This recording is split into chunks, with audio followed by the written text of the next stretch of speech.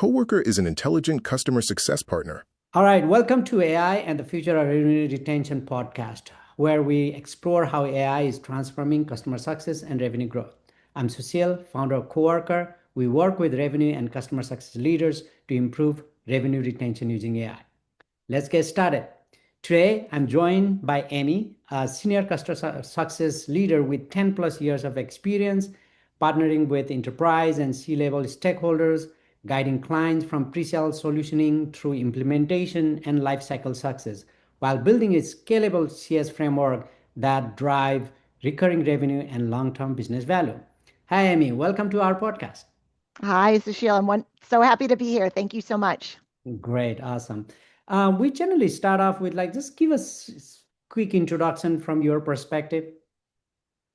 Absolutely. Yes, I think you summarized it wonderfully. So I've been working in the customer success field for a number of years. It's been so exciting to see all of the different tools that have developed over time. I remember way back in the day, even, the thought of setting reminders on your own personal calendar to continue to reach out to customers and build those relationships was sort of a new idea. And now, as I'm sure you're going to get into, and your area of expertise, there's all kinds of workflows and different tools that can be used to help understand risk. So it's been so exciting to see the industry evolve and talk about all of the different changes as well as what the future holds. Awesome. Thank you. Yeah, definitely we're going to have those exciting discussion. In general, what is your overall revenue retention framework? Sure. So in our organization, we have a quite large customer team, and we are really responsible for everything post-sale, from the onboarding implementation, and then making sure that not only we have those strong relationships so we are able to retain revenue, we also own expansion. And then we ourselves are in charge of doing the everything except kind of putting the invoice in the mail, so to speak. So we work very closely with our revenue team. Really, a lot of it rests on our shoulders. So we need a lot of insight into accurately forecasting retention, forecasting growth, understanding where there's opportunities as well as risk. A lot of it is, all of it, honestly, is directly on the shoulders of the customer team. Oh, wow, great. Because I have seen a lot of customer success where the expansion is not in their responsibility on the AM, but I think you have additional responsibility, which is great. I think it just goes along with your customer success work anyways, right? So, yeah. I've definitely seen it done multiple ways as well. And I'm not going to, I don't think one way is necessarily better than the other. It is very clean, having worked again sort of in multiple environments, to say everything post-sale falls on this other team. It just makes it so there isn't any sort of confusion around the way things might happen. But again, there's benefits and drawbacks to any sort of setup. And that gives a total ownership as well, so that you have the one common goal for the entire team, right? Exactly. Yes. And I have actually I'm talking to a lot of CS leaders, and what they have seen is actually more and more customer success actually going towards more under CRO, because ultimately it's about the revenue, right? It's about the revenue, whether it's a new revenue or the revenue retention. So they're seeing kind of going towards CRO. But anyway, that's kind of little new paradigm shift. I think that's happening also. Okay. I would agree. I've seen that, as I want to say it was in the annual customer success trends publication that came out, but I have not lived under that model. I thought it was very interesting as well, and definitely there's arguments to be made for it living in that arm of the business. Absolutely. Yeah, absolutely. You can think of customer satisfaction is a little different than the revenue retention. You can argue both ways. Yeah, I agree. Absolutely. Agreed. Okay. So as you said, forecasting and knowing the churn, knowing the expansion is very important to you. So currently, how are you identifying those information ahead of time, so that you know, hey, there is some potential churn rates, or there is an expansion opportunity, there is some dissatisfaction going on. What are the tools you use, or what's the mechanism to understand that today? That is a great question. And I will try to keep it succinct because, of course, you could talk for hours just on that one topic Yeah. alone. So, it very much, in my opinion, is an art and a science. So, from the art side of things, at least under my own terminology, is having that relationship with the customer. Now, I know that CS is everything from scale, where one individual might have hundreds of accounts, to those very large strategic accounts. So you need to have, when you can, have that personal relationship and do a lot of, processing, try to read in the tone of an email, or if you can get on a call to talk to somebody one-on-one, meet like you and I are virtually. That is all sort of that personal perspective. And again, what I frame as the art of it. The science means that you need to be using some tools so we're not just relying on somebody's opinion. Again, particularly when we get into things like the scale world, where we have to balance a large load of customers on the shoulders of a single CS resource. So there's a number of different tools that are at folks' disposal, but really using technology, I think. So insights from something like your CRM, or if you have an additional tool like a Gainsight or something like that, that kind of sits on top of whatever your CRM is, to be able to identify both signs of strength and then areas of risk, which could be things, to take just a very specific example. If they have recently bought more seats, if that's your kind of model, that could be a sign of strength, of health. Like, this customer seems to be doing well, but you don't want to have to go look that up and, write it down and save it. You want that sort of automated insight. And then in terms of the opportunities, let's say that perhaps they've had an issue that has been open for a long period of time, or if it's identified as something like a red flag in whatever your technology is. Again, having a way to automate that, capture that, alert people to that, that's the science, where you really need to be using that technology along with the human that is involved. Yeah. So what are some of the tools or mechanisms you are using currently to identify those?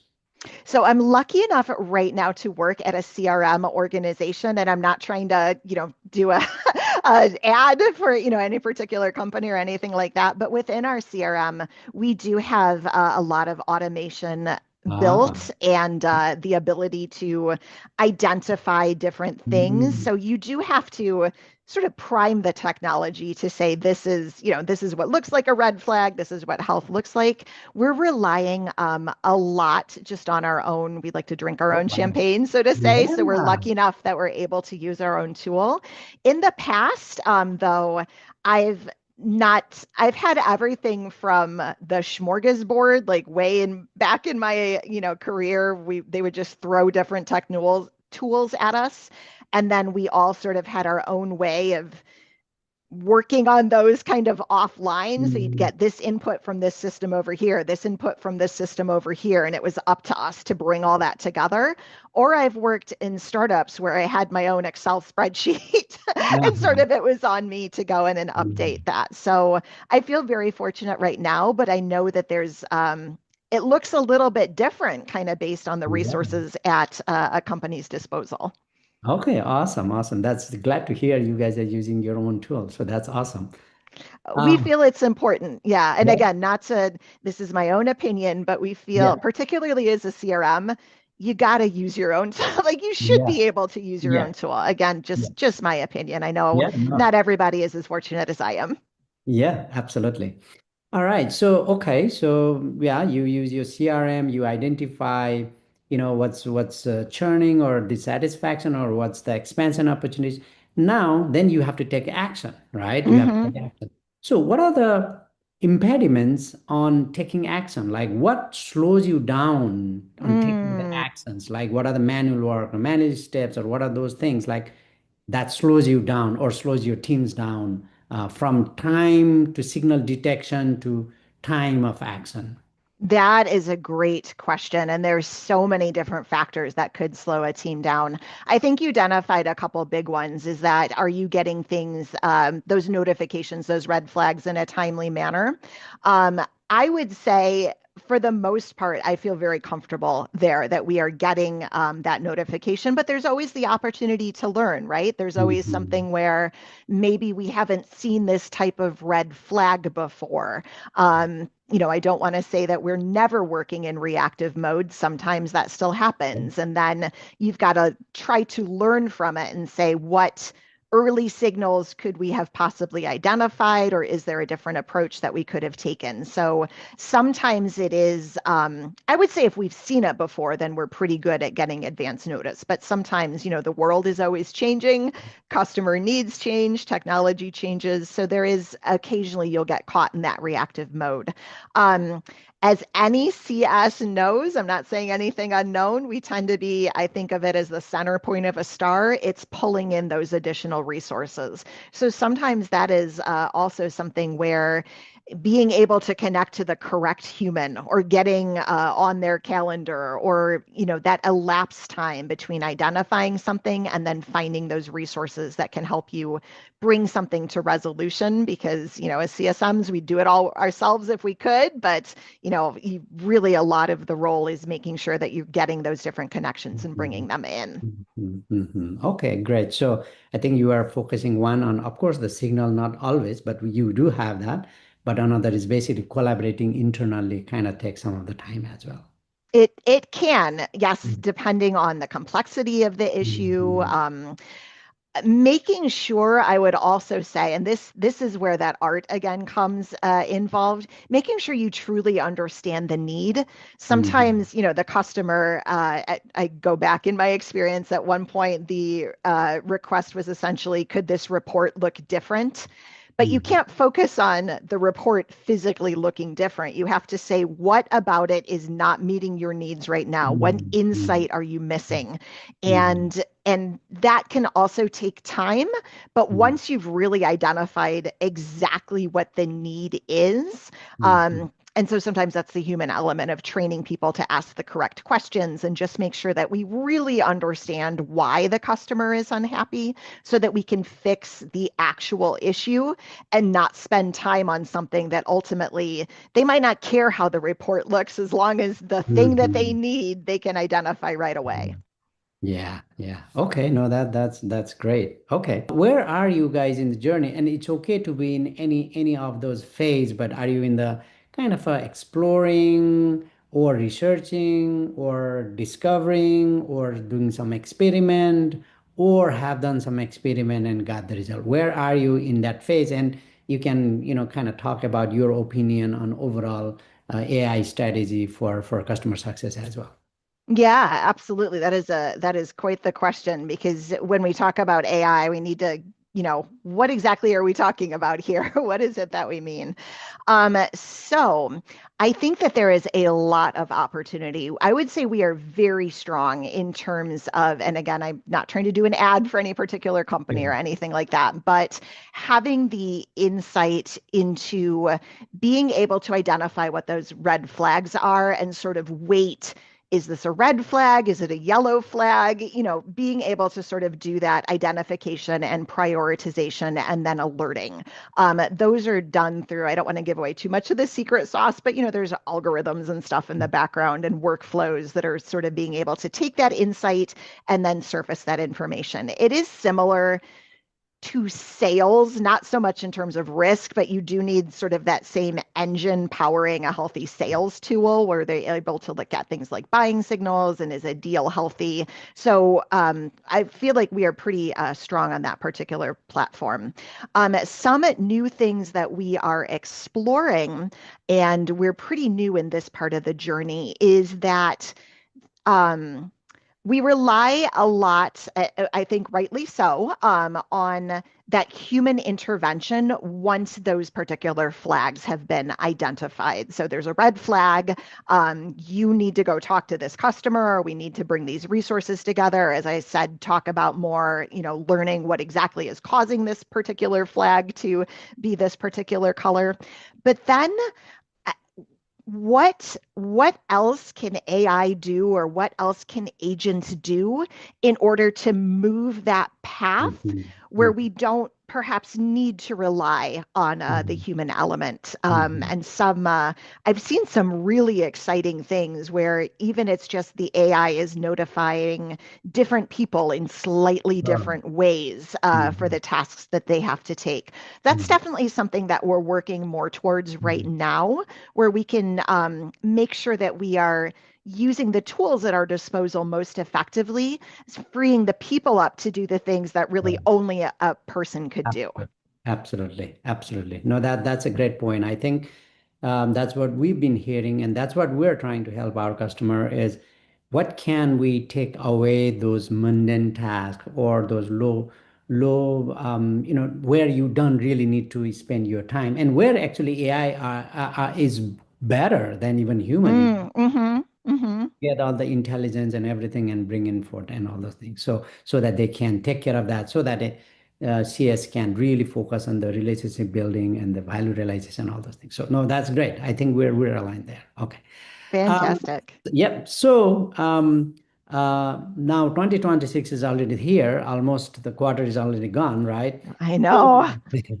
so with paradigm shift, well, there are, I think, multiple angles. The trend that we see, one, of course, the AI is evolving so rapidly, right?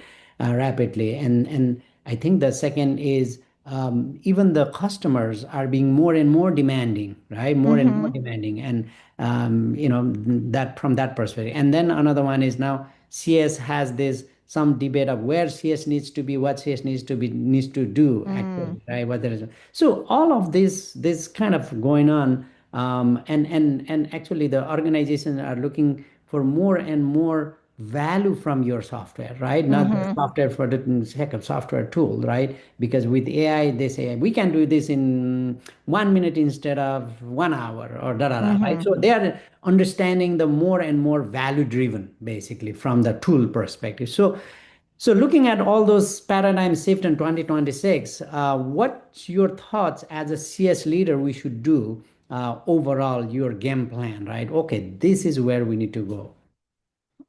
That is a great question. And there's so many directions that I could take that in. So I think that folks need to be equally open because and again, I work in technology. I've spent Mhm. most of my career working in technology. Um, a lot of technology organizations that I have worked with have been very inclined to build versus buy. Mhm. But there is so much AI out there and so many capabilities to do things like vibe coding or, Mhm. create something on the fly. Um, I think that we really need to think very carefully about what it is when it makes sense to partner with another Mhm. organization to bolt Mhm. something on to what you Mhm. are offering because they are the niche expert in that particular domain versus trying to build something. And I mean, whether you have devs sitting in the background coding it or whether you've, brought up one of those other platforms and sort of built something on the fly, which could have all kinds of risks that you're not even aware of. But hey, you got it done quickly. So Mhm. that is, and I don't know that I've seen a good answer to that. So I think Mhm. we really, really need to think hard about when does it make sense to make an investment with dollars with another organization versus one of our own time in order to build it natively. And again, I've seen a lot of technology companies say, well, we're technology, we're going to build it. Is that the smartest choice? I don't know. I think that's a conversation that absolutely needs to be had. And then I would say, in general, going back to the theme of let's focus on what the actual need is.